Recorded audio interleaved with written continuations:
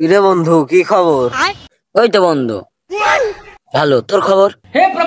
এই তো বন্ধু, কোন রকম যাচ্ছে দিনকাল। কাছে টিকা পয়সাও নাই, বাপ মায়ের কাছ থেকে টিকা চাচ্ছি তাও দিচ্ছে না। একটু যে মালমূল খাবো, দেখ তো বন্ধু কোনো মুরগি টুরগি পাস নাকি?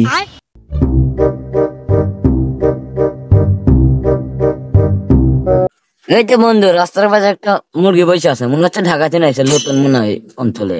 দেখ তো হারা টারা যায় নাকি। তাহলে বন্ধু চ যাই, মুরগি খারি আসি গে, কাছে টিকা পয়সাও নাই, মাল খাওয়া যায়নি। চ